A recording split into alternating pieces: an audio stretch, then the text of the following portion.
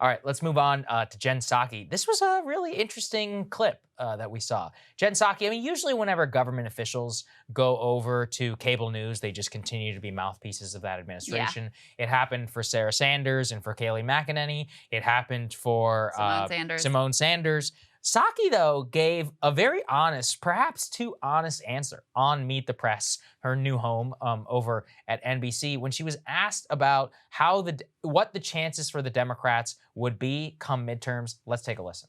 I'm not sure how this is either really effective or you're trying to get the voter to take two issues and tie them together. You're trying too hard. I don't know, but an interesting response. Yeah, look, I think that Democrats, if the election is about who is the most extreme, as we saw, Kevin McCarthy touch on there with Marjorie Taylor Greene, I'll say her name, sitting over his left side, then they're going to win. If it is a referendum on the president, they will lose. And they know that. They also know that crime is a huge vulnerability for Democrats. I would say one of the biggest vulnerabilities. And if you look at Pennsylvania, for example, what's been interesting to me is it's always you follow the money and where are people spending money. And in Pennsylvania, the Republicans have been spending millions of dollars on the air on crime ads against Fetterman because that's where they see his vulnerability. So yes, the economy is hanging over everything, but you do have to look at state by state factors, and crime is a huge issue in Pennsylvania.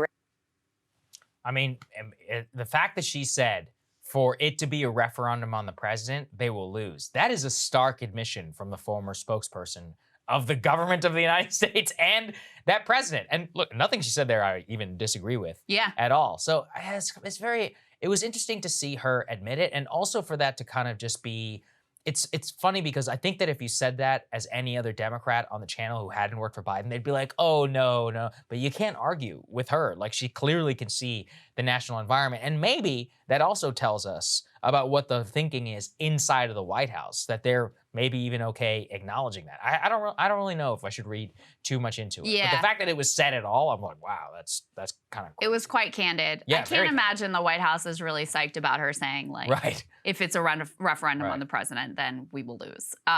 So, I mean, I attribute it to the fact that I think she probably is like genuinely done being in government. She could have stayed on longer. They were happy with her performance as White House press secretary. She looks great in retrospect now in comparison to the current White House press secretary. No personal offense to anyone involved there. But yeah, I think she feels like she's done being in government, and maybe she's actually just like ready to be a little bit honest after being a paid propaganda. I mean, your job, and this is not, again, specific to her, like your job as White House press secretary is just to be a propagandist. So maybe she's like sick of being a propagandist and actually wanted to say something honest here. I don't know, but the assessment is certainly right on. And they've known this for a while. It's obviously very clear.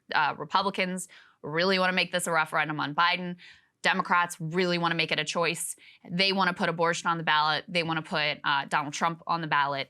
And, to some extent, it has worked. Like, it certainly has made it so that Democrats have a much better shot in the midterms. And the more that Trump is in the news and the more he's out there saying, like, whatever crazy QAnon-related things he's been saying lately, the better it is for Democrats. They do better with voters on the question of, like, which party is more extreme. That is another area that ties together, like, the democracy stuff and abortion and, like, LGBTQ rights as well. So that is definitely their best bet. Yeah, I think it's their best bet too. I mean, for her honesty is not wrong. The Biden people's want to elevate Trump is the correct move. It's what I would do in that scenario too. But we also know the DOJ, from what they have said over the next 60 days, like, they're not going to make any, extraordinary moves up ahead of the election. It's like, well, then it's all going to be about economy and crime. Is Trump really going to be at the top of the news before Election Day in that month? Kind of a return to what it was like 7-8 months ago. If that's the case, we know exactly where the polls were at 7-8 months ago. So it's almost like a reversion back to the mean. Once again, I don't know, lots of ground being tread, but Psaki telling a little bit of the truth. Yeah. Interesting in its own right. Something to take note of. Cable news is ripping us apart, dividing the country, making it impossible to function as a society, and making it impossible to know just what is true and what is false. But the good news is they are failing and they know it. That is why we're building something new, a new mainstream, a healthier one, something more trustworthy, something that we are going to need in one of the most pivotal times in American history. We are building up here for the midterms, for the upcoming presidential election, but we need your help. So if you can help us out by becoming a premium member today at breakingpoints.com, we're trying to change America for the better and the entire world. So what are you waiting for, guys? Go to breakingpoints.com and sign up and help us build a new mainstream.